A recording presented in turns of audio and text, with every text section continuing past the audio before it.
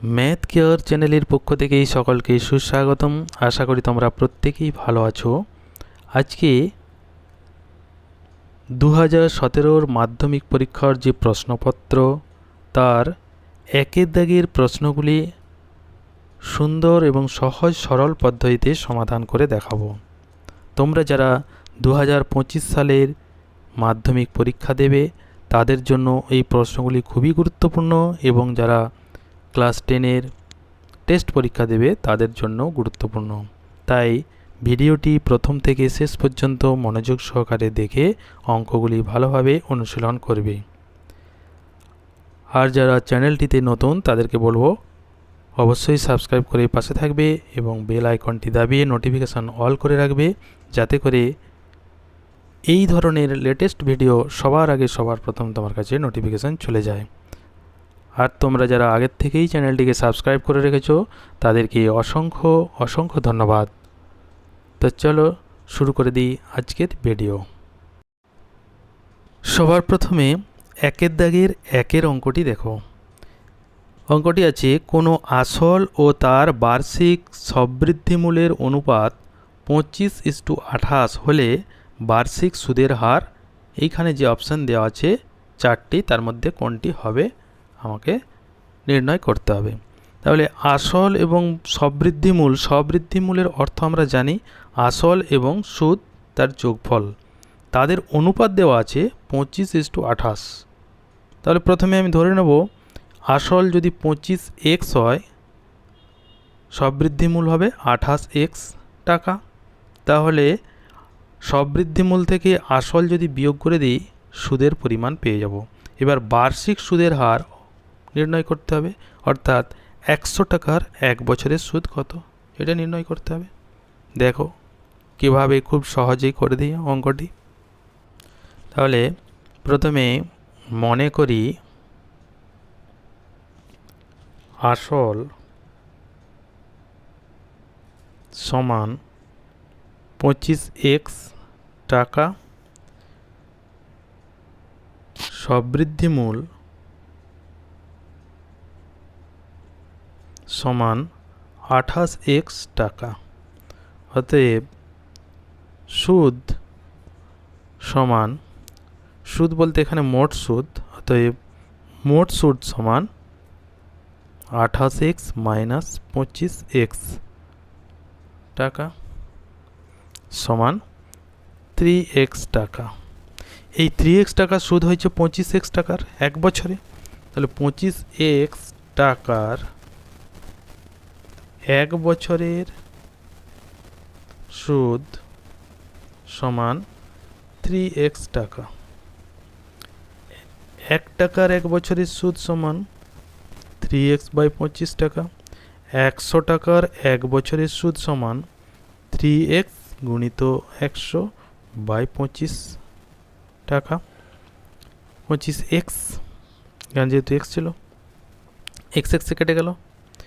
25 যদি কাটি 4×25 100 সমান 12 টাকা। অতএব বার্ষিক সুদের হার 12%, যেটি অপশান বিতে আছে। খুবই সহজেই অঙ্কটি হয়ে গেল। ঠিক আছে, তারপরে একের দাগের দুইয়ের অঙ্কটি দেখো। কোন শর্তে ax² + bx + c সমান 0 দ্বিঘাত সমীকরণের একটি বীজ শূন্য হবে? তাহলে একটি বীজ শূন্য হলে x এর মান শূন্য। আমরা জানি দ্বিঘাত সমীকরণের যে দুটি বীজ, x এর মান সেই দুটি বীজ। যদি এখানে বলা আছে যে একটি বীজ শূন্য, তার অর্থ x সমান শূন্য একটা মান x এর। তাহলে দেখো বলা আছে এই সমীকরণের একটি বীজ শূন্য। 1 নম্বর সমীকরণের একটি বীজ শূন্য, অতএব x সমান 0। তাহলে 1 নম্বর সমীকরণে x সমান 0 বসাবো। 1 নম্বর সমীকরণে x সমান 0 বসিয়ে পাই, x এর মান যদি 0 বসায় a into 0 plus b into 0 plus c সমান 0 বা c সমান 0, তাহলে c সমান যদি 0 হয় এই সমীকরণের একটি বীজ শূন্য হবে, যেটি কিনা অপশান সি এর দাগে আছে। হয়ে গেল।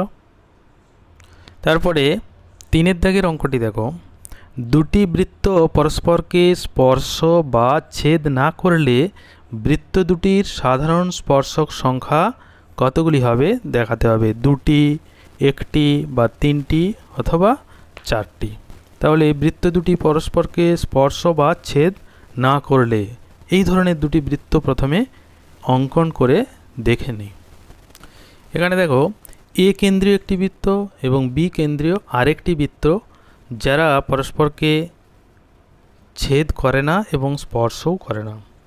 এইরকম দুটি বৃত্তের স্পর্শক সংখ্যা আমরা হিসেব করব সাধারণ স্পর্শক। এই যে এই একটি সাধারণ স্পর্শক, এই একটি সাধারণ স্পর্শক, এই দুটি স্পর্শককে বলা হয় সরল সাধারণ স্পর্শক। তাহলে দুটি সরল সাধারণ স্পর্শক। আবার এই দিকে আরও একটি সাধারণ স্পর্শক, এই দিকে আরেকটি সাধারণ স্পর্শক, এই দুটিকে বলা হয় তির্যক সাধারণ স্পর্শক। তাহলে দুটি সরল সাধারণ স্পর্শক এবং দুটি তির্যক সাধারণ স্পর্শক পেলাম।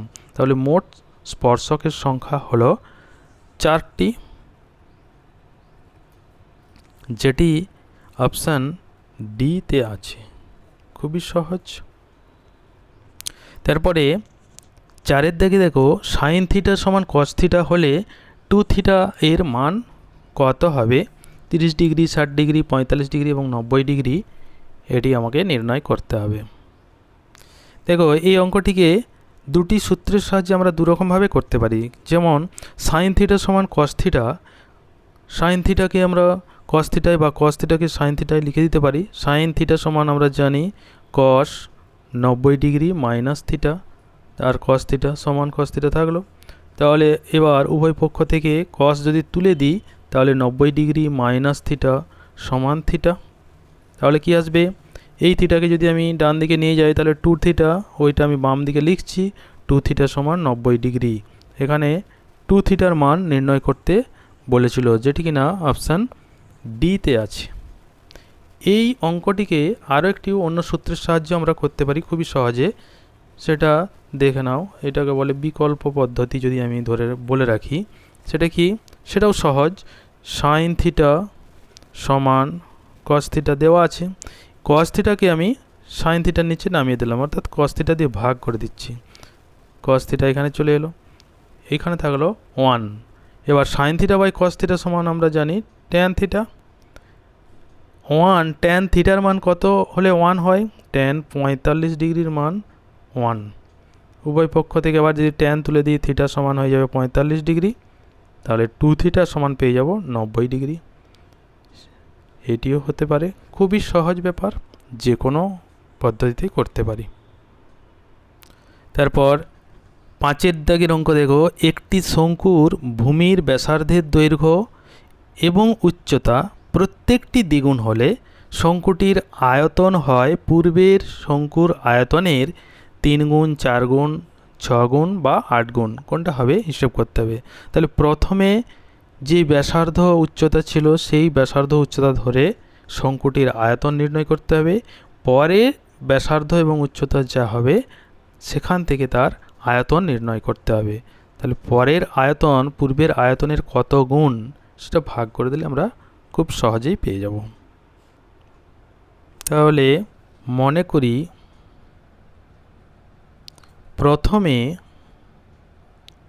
শঙ্কুটির ব্যাসার্ধ সমান আর একক, শঙ্কুটির উচ্চতা সমান এইচ একক। অতএব প্রথমে শঙ্কুটির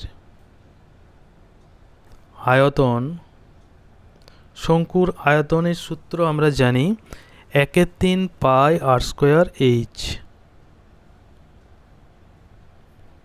ঘন একক।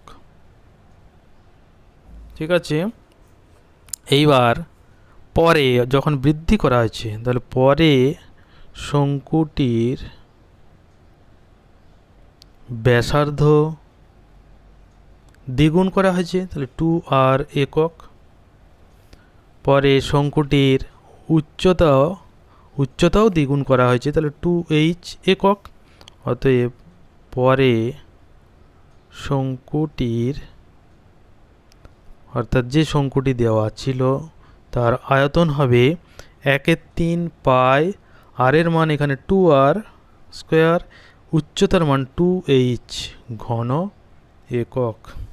ঠিক আছে, এটি যদি সরল করে দিই 1/3 পাই ইন্টু 2 দুগুণে 4 r স্কোয়ার ইন্টু 2h ঘন একক সমান হয়ে যাবে 1/3 পাই 4 দুগুণে 8, তাহলে পাই r স্কোয়ার h ইন্টু 8 ঘন একক।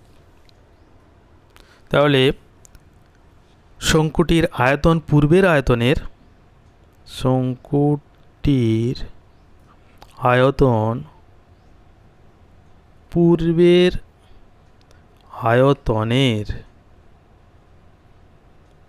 কত গুণ হবে ভাগ করে দিই, 1/3 পাই r স্কোয়ার h ইন্টু 8 ভাজিত প্রথমের যে আয়তন সেটা ভাগ করলে উল্টে যাবে, অর্থাৎ 3 গুণিত তাহলে 1 by pi r square h এত গুণ।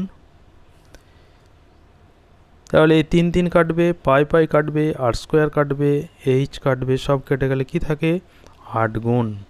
তাহলে পূর্বের আয়তনের 8 গুণ হবে, যেটি কিনা অপশান ডিতে আছে। খুবই সহজ অঙ্ক, সমাধানটি সঠিকভাবে করে নিতে হবে। তারপরে একের দাগে 6-এর অঙ্কটি দেখো, 2,8, 2, 3, 8, 5, 9, 5, 6 সংখ্যাগুলির মধ্যমা এখানে দেওয়া আছে, 4টি অপশান দেওয়া আছে, এর মধ্যে কোনটি হবে আমাকে নির্ণয় করতে হবে। প্রথমে যে সংখ্যাগুলি দেওয়া আছে তাকে মানের ঊর্ধ্বক্রমে সাজিয়ে পায় 2,2, 3, 5, 5, 6, 8, 8, 9। এই যে সংখ্যাগুলি দেওয়া আছে প্রথমে আমাকে দেখতে হবে যুগ্ম সংখ্যায় আছে না অযুগ্ম সংখ্যায় আছে, অর্থাৎ এই যে কতগুলি সংখ্যা আছে তার সংখ্যাটি যুগ্ম না অযুগ্ম। 1, 2, 3, 4, 5, 6, 7, 8, 9। তাহলে n সংখ্যক যে সংখ্যা আছে সেই n এর মান এখানে 9, তাহলে 9 মানে অযুগ্ম সংখ্যা। অযুগ্ম সংখ্যা হলে তার মধ্যমা নির্ণয়ের সূত্র আমরা জানি, n প্লাস 1/2 তম পদ এবং তার পরের পদটি তাদের গড়। তাহলে যেহেতু অযুগ্ম সংখ্যা তাহলে কি হবে, n প্লাস 1/2 তম পদটাই হবে মধ্যমা তম পদ।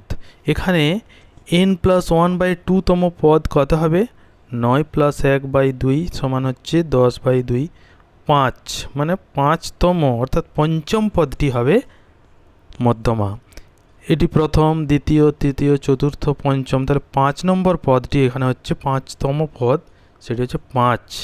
তাহলে এই সংখ্যাগুলির মধ্যমা হবে, অতএব এই সংখ্যাগুলির মধ্যমা সমান 5, যেটি অপশান ডিতে আছে। খুবই সহজে হয়ে গেল। ঠিক আছে, দেখো আরও একবার বলছি, মানের ঊর্ধ্বক্রমে প্রথমে সাজাতে হবে, সাজিয়ে দিলাম। এবার এই যে সংখ্যাগুলি দেওয়া আছে সেগুলিকে দেখতে হবে যুগ্ম সংখ্যায়, অর্থাৎ এগুলিকে পদ বলা হয়। এই যে পদগুলি আছে যুগ্ম সংখ্যায় আছে না অযুগ্ম সংখ্যা আছে, অর্থাৎ জোড় না বিজোড়। যদি জোড় সংখ্যায় থাকে তাহলে তাদের আলাদা নিয়ম আছে এবং বিজোড় সংখ্যা হলে তার আলাদা নিয়ম আছে। এখানে 1, 2, 3, 4, 5, 6, 7, 8, 9, অর্থাৎ 9 হচ্ছে বিজোড় সংখ্যা। তাহলে বিজোড় সংখ্যায় থাকলে n যদি বিজোড় সংখ্যা হয় তার মধ্যমা নির্ণয়ের সূত্র হচ্ছে n প্লাস 1/2 তম পদ। n প্লাস 1/2, এখানে n এর মান 9, তাহলে 5তম অর্থাৎ পঞ্চম পদটি এখানে আমাকে হিসেব করতে হবে। এখানে পঞ্চম পদ দেখতে পেলাম 5, তাহলে মধ্যমাটি হয়ে গেল 5। ঠিক আছে, আজকে এ পর্যন্তই। ভিডিওটি প্রথম থেকে শেষ পর্যন্ত মনোযোগ সহকারে দেখার জন্য সকলকে অসংখ্য ধন্যবাদ। সবাই ভালো থাকবে, সুস্থ থাকবে।